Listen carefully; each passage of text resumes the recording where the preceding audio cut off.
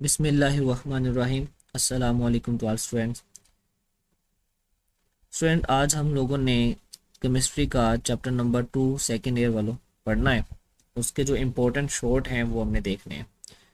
तो सब यहाँ पे टोटल 18 सवाल बन रहे हैं, जो कि एक बहुत बड़ी डील नहीं है। बड़ी आसानी से आप इसको याद कर सकते हो, ठीक है। तो एक एक करके इन सवालों को देखते हैं। सबसे पहला जो सवाल है हमारे पास, why is aqueous solution of sodium carbonate is alkaline in nature. बताएं ना ज़रा कि सोडियम कार्बोनेट जो है ये अल्कलाइन इन नेचर क्यों होता है। क्योंकि सोडियम कार्बोनेट जो है जब वाटर के साथ रिएक्ट करता है तो क्या बनाता है, यहाँ पे अल्कली बनाता है, यानी सोडियम हाइड्रोक्साइड बनाता है। और साथ में आपके पास यहाँ पे देखें तो कार्बोनिक एसिड भी बना रहा है। लेकिन यहाँ पे ये दे रहा है ना, अल्कली दे रहा है, तो इस वजह से ये अल्कलाइन इन नेचर होता है, क्योंकि ये पानी से रिएक्ट करने पर अल्कली देता है हमें, ठीक है। तो पहला सवाल बड़ा शॉर्ट और बड़ा आसान था। नेक्स्ट हम देखते हैं कि point out 3 advantages of down sale. Down sale की 3 एडवांटेजेस बताएं जी। तो वो कहता है जी यहाँ पे तो 3 एडवांटेजेस ये हैं कि पहला तो ये मेटालिक फोग नहीं बनने देता।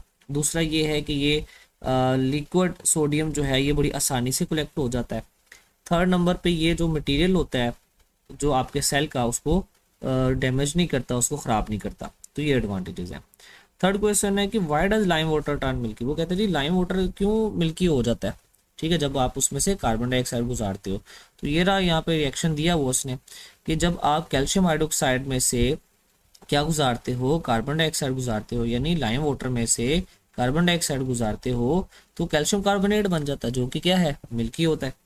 और अगर आप ये काम जो है करते रहते हो, यानी कि कार्बन डाइऑक्साइड को जो है वो गुजारते रहते हो यहाँ से और पास आउट करते रहते हो, तो फिर क्या होगा, फिर जो है ये बाइकार्बोनेट में तब्दील हो जाएगा, ठीक है। नेक्स्ट हमारा सवाल है, how is gypsum converted into plaster of Paris. तो जिप्सम को प्लास्टर ऑफ पेरिस में कैसे कन्वर्ट किया जाता है। वो कहता है आप इसको हीट दें, टेम्परेचर दें, तो इसमें से काफ़ी हद तक जो पानी है रिमूव हो जाएगा, 3/4 ऑफ वाटर रिमूव हो जाएगा। तो जिसकी वजह से जो है ये आपके पास प्लास्टर ऑफ पेरिस में कन्वर्ट हो जाएगा। नहायत इंपॉर्टेंट शॉर्ट हैं ये सारे के सारे, तो इसलिए अच्छे से याद करने हैं। नेक्स्ट है, why is 2% gypsum added in cement. वो कहते हैं जी आप बताएं ना ज़रा कि आप 2% जिप्सम क्यों ऐड कर रहे हो सीमेंट के अंदर। बड़ा फेमस सवाल है, बहुत इंपॉर्टेंट शॉर्ट है, और बाज़ बच्चों को फिर भी नहीं आता ये वाला। तो क्या है ये कि भाई आप सीमेंट के अंदर क्यों 2% जिप्सम ऐड करते हो, क्योंकि ये इसका जो सेटिंग टाइम है वो इंक्रीज कर देता है सीमेंट का, ठीक है। नेक्स्ट हमारा यहाँ पे शॉर्ट है, why is lime added to an acidic soil. वो कहते हैं लाइम को आप जो है वो एसिडिक सोयल में क्यों ऐड करते हो। एसिडिक सोयल जो है उसमें ज़्यादा एसिड है, तो उसको न्यूट्रल करने के लिए क्या इस्तेमाल होगी, बेस। और लाइम क्या है, कौन सी नेचर रखता है, बेस। तो इस वजह से हम लाइम को यूज़ करते हैं, एसिडिक सोयल में ऐड करते हैं, ताकि जो है वो उसको न्यूट्रल कर दे। सातवां सवाल है, how are lime and sand use for to make glass. वो कहते हैं लाइम और सैंड को आप ग्लास बनाने के लिए क्यों इस्तेमाल करते हो। तो जब आप लाइम को और सैंड को आपस में रिएक्ट करते हो तो इससे बनता है सिलिकेट, और सिलिकेट बहुत अच्छा मटेरियल है ग्लास को तैयार करने के लिए, ठीक है। ये रिएक्शन भी साथ में दिया हुआ है। How is lime motor prepared. वो कहते हैं जी आप बताएं ना ज़रा लाइम मोटार जो है ये किस तरीके से आप बनाते हो। ये भी बड़ा फेमस सवाल है, ठीक है, बहुत बार आता है बोर्ड के अंदर। तो कह रहा है जी यहाँ पर इसको तैयार करने के लिए क्या करना है, आपको 1 वॉल्यूम लेना है स्लैग लाइम का, और 3 वॉल्यूम यानी 3 वॉल्यूम आपको लेने हैं किसके, वो आपके पास वो कह रहे हैं जी सैंड के। जब आप इनको मिक्स करेंगे तो जो पेस्ट लाइक स्ट्रक्चर बनेगा आपके पास, वो आपके पास स्लाइम वाटर प्रिपेयर हो जाएगा, ठीक है। आप देखिए ना, this material is placed between, ये रखा जाता है स्टोन्स के दरमियान, ब्रिक्स के दरमियान, ठीक है ना, ताकि वो हार्ड हो जाए, सख्त हो जाए, स्ट्रेंथ देने के लिए उनको। तो ये नीचे रिएक्शंस भी दे रखे हैं उसने कि कैसे स्लैग लाइम बनता है, कैसे जो है कैल्शियम कार्बोनेट बनता है, और कैसे ये आपके पास जो लास्ट पे लाइम वाटर की डेफिनेशन इस तरीके से दी है, सैंड को मिला के स्लैग लाइम के साथ। तो अगला सवाल पढ़ते हैं। वो कहता है जी what are the 2 major problem. वो कहता है जी अगर आप नेल्सन सेल इस्तेमाल ना करो तो आपको कौन सी 2 प्रॉब्लम्स का सामना जो है वो करना पड़ सकता है। तो 2 प्रॉब्लम तो क्या है जी। पहली प्रॉब्लम है कि हाइड्रोक्साइड जो है वो ज़ाया हो जाता है, किस तरीके से, हाइड्रोक्साइड क्लोरीन से रिएक्ट कर लेता है, और दूसरा हाइड्रोक्साइड नोड पे चल जाता है। तो ये दोनों चीज़ें जो है हाइड्रोक्साइड को ज़्यादा खर्च करने पर मजबूर हो जाती हैं, ज़्यादा खर्च कर देती हैं, तो हमारा जो प्रोडक्ट है वो कम हो जाता है। लेकिन अगर हम नेल्सन सेल इस्तेमाल कर लें तो ये दोनों प्रॉब्लम का वो हमें फेस नहीं करना पड़ेगा। नेक्स्ट है, what is milk of magnesia. Milk of magnesia क्या होता है और किसके इस्तेमाल में आते हैं, क्या चीज़ इसके ये किसके लिए यूज़ होता है? वो कहता है जी जो मैग्नीशियम हाइड्रोक्साइड का सस्पेंशन है आपके पास, उससे हम कहते हैं मिल्क ऑफ मैग्नीशिया, और ये स्टमक की जो एसिडिटी है उसके इलाज में इस्तेमाल किया जाता है। फिर हम 11 क्वेश्चन को देखते हैं, what is importance of potassium super oxide. जो पोटाशियम सुपर ऑक्साइड होता है इसकी क्या अहमियत है?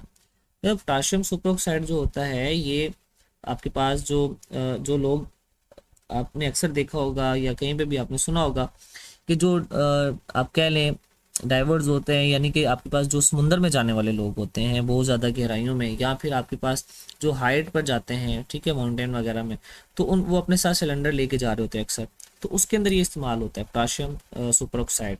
ये क्या करता है? पोटाशियम सुपर ऑक्साइड और कार्बन डाइऑक्साइड का मिक्सर होता है, ये दोनों आपस में अगर रिएक्ट करते हैं तो ऑक्सीजन बनता है जो सिलेंडर में बनती रहती है, और जो जो भी शख्स इसको लेके जाता है, कैरी करता है, उसको ऑक्सीजन मिलती रहती है, ठीक है ना। अगला सवाल है, give reaction equation of sodium and oxygen limit and excess. देखिए अगर आप लिमिट में लेते हैं, अगर आप बहुत ज़्यादा ऑक्सीजन ले रहे हैं, सोडियम लिमिट में है, तो नॉर्मल ऑक्साइड बनेगा। अगर आप सोडियम कम ले रहे हैं, सोडियम ज़्यादा ले रहे हैं और ऑक्सीजन जो है वो कम ले रहे हैं, लिमिट में ऑक्सीजन ले रहे हैं, तो फिर ये पर ऑक्साइड बन जाएगा। ऑक्सीजन ज़्यादा नॉर्मल ऑक्साइड, ऑक्सीजन कम पर ऑक्साइड। फिर हम चलते हैं कि बेरिलियम ऑक्साइड जो है ये एम्फोटेरिक क्यों है? एम्फोटेरिक क्या होती है? वो स्पेशीज जो एसिड और बेस दोनों के तौर पे काम करे।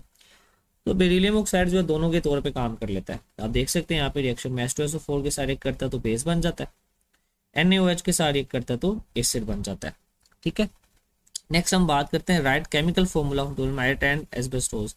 तो दोनों के फॉर्मूले यहाँ पे दिए हैं, तो आपने इनको अच्छे से याद कर लेना है। ये सारे शॉर्ट बहुत ज़्यादा इंपॉर्टेंट है, बहुत ज़्यादा इंपॉर्टेंट है, बहुत बार आप देखेंगे ना पास पेपर में तो काफ़ी बार आए भी हुए हैं, तो इसलिए आप लोगों ने इसको अच्छे से याद कर लेना है। जो 15 वाला क्वेश्चन है, give reaction of lithium with oxygen and carbon dioxide. Lithium का ऑक्सीजन से कार्बन से रिएक्ट तो करवाएं, तो बड़ा आसान है। लिथियम का ऑक्सीजन से रिएक्ट करें तो लिथियम ऑक्साइड बन जाता है, लिथियम का कार्बन से करें तो कार्बाइड बन जाता है, ठीक है ना। नेक्स्ट है differentiate between alkali and alkaline earth metal. Alkali और अल्कलाइन अर्थ मेटल में क्या डिफरेंस है? अल्कली मेटल के वैलेंस शेल में होता है 1 इलेक्ट्रॉन, अल्कलाइन अर्थ मेटल के वैलेंस शेल में होते हैं 2 इलेक्ट्रॉन। तो अल्कली मेटल ज्यादा रिएक्टिव होता है जबकि अल्कलाइन अर्थ मेटल कम रिएक्टिव होता है। How lithium nitrate and sodium nitrate different. वो कहते हैं इन दोनों में क्या फर्क है? इन दोनों में प्रोडक्ट का फर्क है। अगर आप लिथियम नाइट्रेट को तोड़ते हो तो 3 प्रोडक्ट मिल रहे हैं यहाँ पर आपको, और अगर आप सोडियम नाइट्रेट को तोड़ रहे हो, यहाँ पे ब्रेक कर रहे हो, तो यहाँ पे 2 प्रोडक्ट मिल रहे हैं। दोनों में फर्क है, देख सकते हैं आप, ऊपर ऑक्साइड बन रहा है, ये नाइट्रस अभी भी बना हुआ है नाइट्राइड, ठीक है ना। लास्ट में हमारा सवाल है, what happen when lithium hydroxide is heated to red hot. वो कहते हैं आप लिथियम हाइड्रोक्साइड को गर्म करते हैं तो क्या हासिल होता है? तो इसको गर्म करने पर हमें ऑक्साइड हासिल होता है और साथ में वाटर भी, ठीक है ना। इज थर्मली नॉट से, ये थोड़ा सा भी टेम्परेचर दें तो ये उस पर स्टेबल नहीं हो सकता, ठीक है ना, तो ये अपने आप को ब्रेक डाउन कर लेता है, तोड़ लेता है। तो ये 18 सवाल थे, बड़े अहम है। इसके अलावा कोशिश करें कि जो आपकी एक्सरसाइज है उसमें लास्ट पे जो आपके पास उसने फॉर्मूला दिए हुए हैं ना, तकरीबन वो 6-7 केमिकल्स के, कंपाउंड्स के, तो वो लाजमी याद कर लें, ठीक है। तो इस तरीके से आपकी काफ़ी हद तक सेकेंड चैप्टर जो है ना उसकी तैयारी हो जाएगी।